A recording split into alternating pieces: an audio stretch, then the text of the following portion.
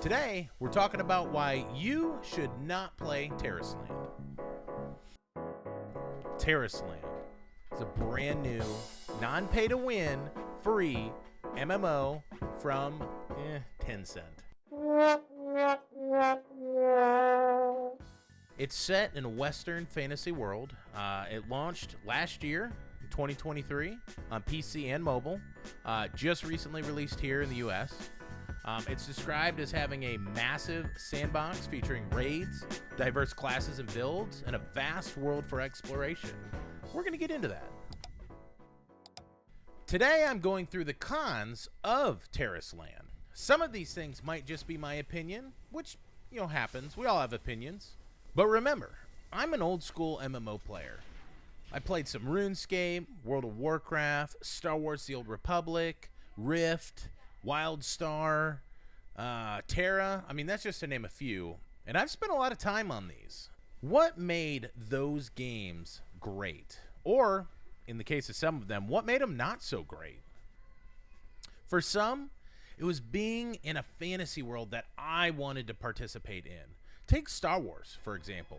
I'm not sure I really like the gameplay very much, but the world theme, come on, it's Star Wars. The story itself, it was like S tier. It was amazing. What about WoW? I still remember the first time as I'm coming out of Coldridge Valley on my Gnome Warlock. It's my first character. I just bought the game, and I see this huge, expansive winter area, and I'm like, man, this game's great. This is huge. And I'm walking, and I get to the town, and you can see Ironforge in the distance. And it's built into a mountain. I was like, that is sweet. And when I hit the map button, it opens up, and you can see, like, it's a part of the map. You could go there. And then when I right-clicked, it opened the map up more. And you could see it's a part of a continent, a huge continent, one of two, that you can explore, quest in, do dungeons, it blew my mind. It was amazing. I vividly remember that. Rift? Well, it had rifts. But each of these games had its own shortcomings. For me, Star Wars The Old Republic, the gameplay was so static feeling. The combat was rigid. Camera controls, they were chunky. It was either too fast or too slow, and it didn't feel smooth. WoW's endgame was brutal for me. I just didn't have the time to raid and get all the best gear. It's a lot of work to try and stay competitive with the power creep if you're not sitting every day and doing an hour's worth of content that's just mandatory. I mean, it just felt like I had a second job I had to come and do before I could actually play and have fun. And I just didn't enjoy that. WildStar? Well, I guess because it's not a game anymore. This is actually a good talking point. WildStar was a phenomenal game. I stopped playing WoW when it came out. I thought it was going to be the WoW killer, but not enough people played it or paid to play it, I guess, and it went under. It didn't do as well as I wanted. So, Terraceland. I already made a video, which I can put a card up for now, about my first impressions on this game. And soon I'll make its sister video, why you should play Terraceland. And I guess today I'll start with kind of my overall take on the good versus the bad, and just kind of summarize. I think the good outweighs the bad. Thanks. Appreciate you watching the video.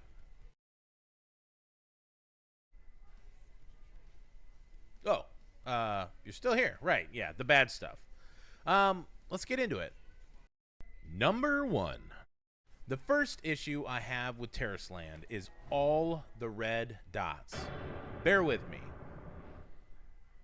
It's irritating. Complete one quest, bam, there's a red dot on your backpack signifying something new is in it. Kill a mob, red dot. Open your map, another red dot. Don't get me wrong, the dots are there to help you find where all the random menus and codexes and reputation screens and achievement screens and appearance screens, like when you get something new, they're there to show you that. And I get it, that's good. But every time I complete a quest, every few minutes, it's like there's so many of these little red dots popping up all over the place. And maybe it's just my personality, maybe this is just me being too picky, but they're everywhere, and I feel like I have to click and get rid of them and then start playing again. I know that's just kind of a personal issue. I know some people it's not going to bother them. You know the people. They've got their chat or their messaging or their Gmail on their phone and it's got 197 unread messages. You know who you are. There's so many of these red dots. Okay. I'm moving on from the red dots. Let's go, Panda. Let's get it together. Number 2. So you've downloaded the game, you pushed through the tutorial, and you and your friends have now received your inscribed stone. You're ready to play. You're ready to rock and roll. You open the friends menu, you type in their name, and nothing. Nothing happens. You type in their friend code, still nothing. How do you not have your friends list activated at the start? That doesn't make any sense. You're both standing in the same spot. You see other players running around, but Steve Warpig just isn't there. Why, Steve? Why? So the game has kind of a weird time gate with the friends list. I'm not 100% sure why. There's this thing where until after the first dungeon, sometime, and I'm not sure exactly where or when it is, it unlocks your ability to search and add friends. I'm guessing, and I would like to assume, this is to deter gold farmers and spammers. But I'm not certain on that. It's just speculation. Well, I guess Steve and I will have to play alone. Together. Together alone? Number 3. Okay, let's talk about the elephant in the room. This is a mobile game. It's made for your phones. This is a mobile game that's ported to be on PC.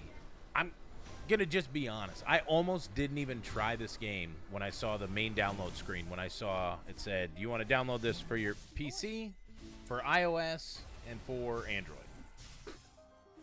Aside from idle time wasters, I can't get into mobile games. I've tried, I don't like them. Usually it's due to the models that they conform to. They have a million menus. They have a ton of purchase options. There's power struggles that are time-gated or pay-gated or paywalled, where you have to purchase a pack or a treasure chest or a battle pass or a subscription or whatever. And Terrace Land has its fair share of menus. I think at one point I had 16 windows open over the game. And as I was closing them out, I just was getting more and more surprised that there were more and more I needed to close out. But there is nothing that I've found so far that's locked behind a paywall that will increase your power. The maybe sort of exception to this is the battle pass that it has, because it can offer you additional chances at loot dropping when you kill a dungeon boss or a raid boss. But it's not a guarantee, and it's not items that you can't get unless you have the battle pass. It's just giving you an extra roll, I guess, on the items. That being said, I did play 2 raid bosses and a dungeon with my buddy Fail Druid and I Eat Tacos, and I got 2-piece neck and accessory, or neck and trinket set. It gives you like a 2-set bonus, and then I got 2 out of the 5 pieces of my tier set on my bard. And I haven't spent a single cent on the game, and I believe my buddy who has the battle pass got the exact same amount of items, so it wasn't a vast difference. All right, let me get back to the cons. Let's move on to the characters themselves. Each class, with the exception of the paladin and the mage, is gender locked. And as far as my super in-depth research went, I don't think they're going to be adding more classes to that dual gender list. Also, in terms of characters, if you're a player that chases transmogs or item looks or gear in games just to change what your character looks like or to match your legs to your sweet bow that you got, or I don't know, I'm not one of those people. But if that's you, then prepare to be disappointed. From level 1 to max level, my bard looked like this the whole time. Any gear changes I had, any upgrades, any different hats, even if the icons were different, it didn't change anything. This is what it looked like. So every single other bard that I saw while I was leveling or in a dungeon while I was leveling looked exactly the same. There was no differences unless somebody had bought a costume. There are costumes you can earn slowly. And you can shortcut getting these by buying in-game currencies. This seems so limiting to getting your character to be unique. I want my character to be unique. But I just look like all the other bards, and that's meh. While this is not a comprehensive list of every bad thing that's in the game, and I threw up a poll and 1,000 people all, participated in it, these are just my opinions. I will say, Terraceland, it's a home run on dungeons and group content. I couldn't believe how great the fights in the dungeons are. The dungeons, the fights, the themes, they were great. I loved it. It went along with the stories. The elite difficulties on these dungeons, they're super challenging, and it took a lot of deaths and a lot of teamwork to figure out how to do them. And it had some great ideas. There's this one dungeon where you've got 2 ice pillars, and as mobs come in, you have to kill them before they get to and damage the ice pillars. Because if you don't, those pillars are blocking an exit where more mobs can come onto the battlefield, and you can just get overwhelmed really quickly if you don't keep those 2 ice pillars intact. I was super excited when I queued finally for my first normal raid. Fail Druid was there. He was encouraging me. Taco was, well, I guess he's a taco.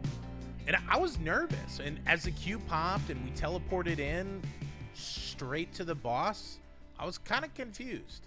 It was a 10-man raid group. We're all standing around. There was a ready check, and bam, we beat the snot out of the boss. It was Shadow Witch, which is a part of the story, and it was a good fight. She has these phantoms that come out. There's a lot of meteors and other things that you need to avoid that fall from the sky. There's some times where you have to share damage. It's a good fight. It's just one boss. It just seemed really odd. It wasn't, trash pulls and adventuring through a dungeon of some kind that's much larger with a big group of people. I don't know. It didn't feel like a raid from what I know as a raid when I see and hear that. But it was just the boss. That's it. That's all there is. I did get a set piece. And I also had a lucky coin for that boss. This is like a currency that drops that you earn doing other stuff that gives you an additional loot roll, which was nice. But I don't know. It didn't seem like a raid. It just felt kind of like a simplified world boss. Don't get me wrong. Both of the fights of the 2 raid bosses I did were neat. But they weren't overly hard, and I don't know, it just seemed lacking for like an end game feature. I'm definitely a bigger fan of the dungeons, that's for sure. Okay, I need a summary here. No game is going to be perfect. It's not going to happen. And some games have more glaring issues than others. I'm looking at you, Swoter. I can get past the 16 menus that you have to go in, knowing that most of the items for purchase, you can actually earn them by grinding in game. You're not locked out of those things. I can get past the raids being just world bosses that you do as a 10-man. I can get past that. This is a great game. I've really enjoyed it. I don't know that I'll play this for the next 5 years, but I do know right now it's scratching that itch for kind of a fresh and new MMO to me. And as the olds would say, I'm digging it. I'm old. I would say that. There is one thing I can't get past, though.